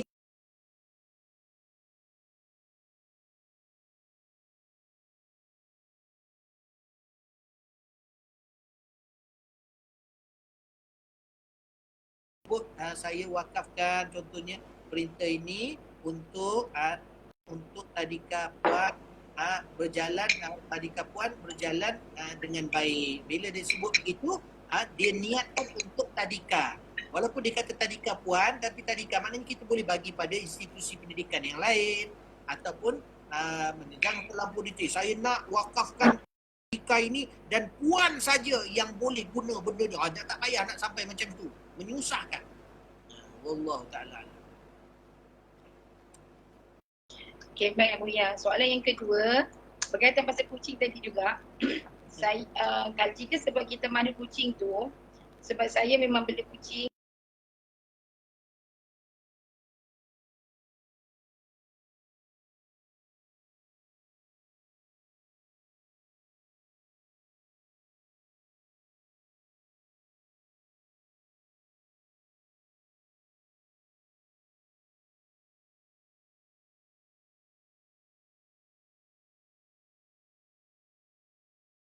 Itu boleh kita jadikan sebagai asbab untuk mandu sebab kemampuan kewangan. Tak boleh. Sebab memelihara kucing tu kehendak, bukan keperluan. Kena faham keperluan, kehendak. Kita yang nak pelihara kehendak. Jadi tak boleh jadikan itu alasan untuk memandulkan kucing. Hanya kecuali kalau memudaratkan kucing itu. Dia minta maaf nak cakap tu. Sebab benda ni bukan keperluan. Dia kehendak. Kita yang nak bela kucing tu. Lepas tu kita pula salahkan kucing tu. Kau sebab aku nak jaga kau banyak pula duit. Padahal kau yang pergi, kita yang pergi bela. Buat apa kita bela? Kalau kita dah rasa baik, tak boleh. Tak boleh alasan. Minta maaf ya. Itu pasal Buya sampai sekarang tak bela kucing.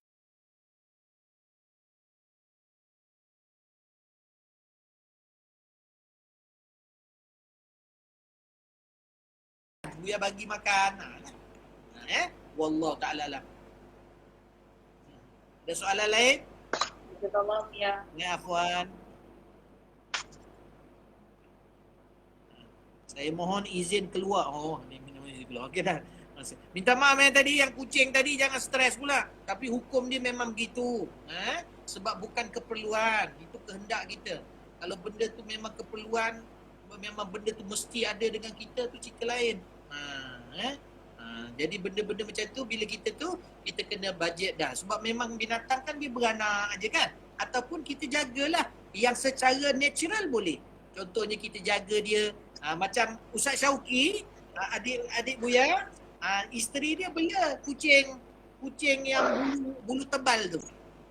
Jadi dia tak mandikan tapi dia jaga kucing tu dekat dalam rumah, bagi makan.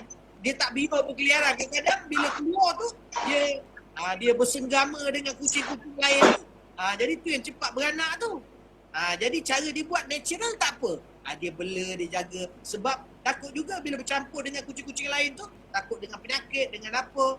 Lepas tu juga sebab kes dia nak jaga, takut anak-anak tu banyak kos dan sebagainya, natural tak apa. Tapi kalau memandukan tu kita sudah mengubah dia. Maka dia tak boleh kecuali kalau memudaratkan dia. Doktor pakai haiwan kata kalau tak memandulkan dia ni, boleh mati dia ataupun boleh memudaratkan dia. Tu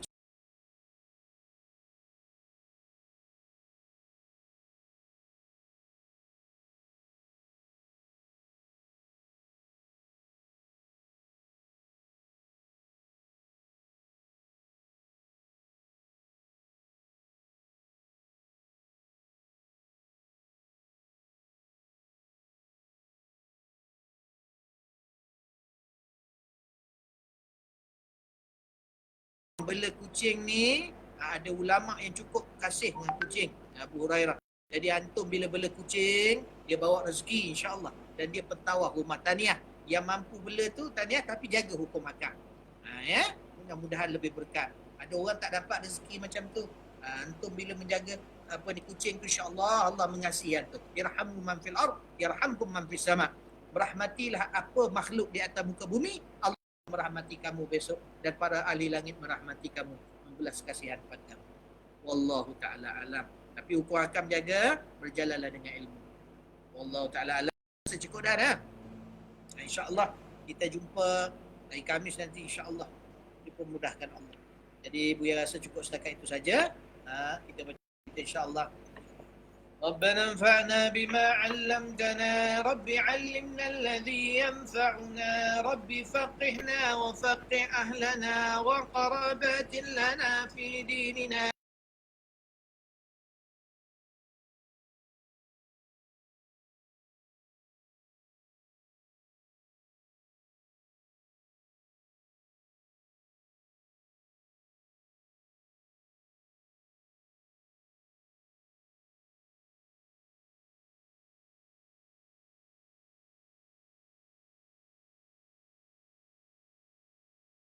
الشرفاء وعلى الصحب المصابيح الغرر.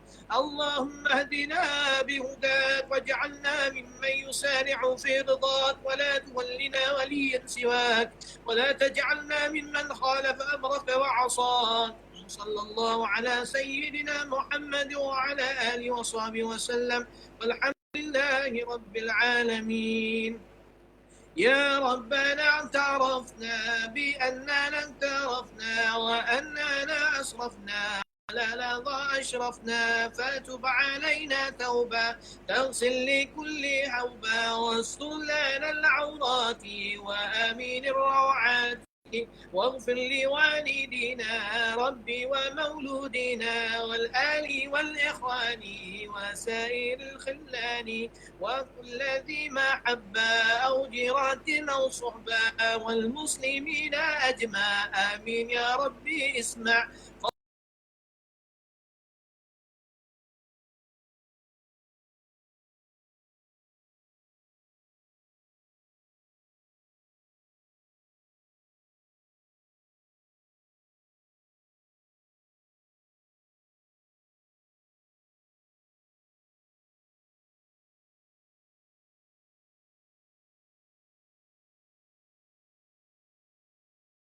إلهي في البدء والتناهي، سبحان ربك رب العزة عما يصفون، وسلام على المرسلين، والحمد لله رب العالمين. في كل لحظة أبدا عدد خلقه، رضا نفسي، أزلة عرشي، ومداد كلماته.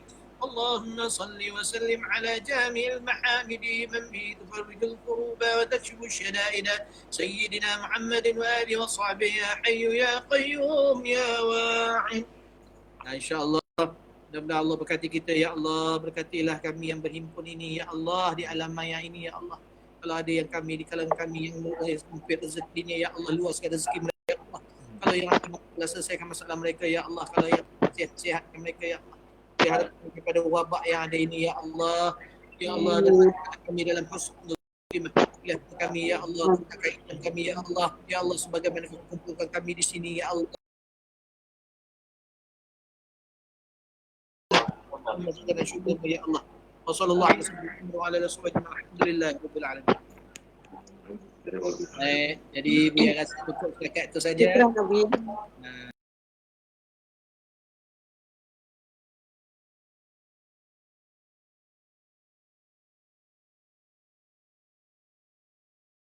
Ya.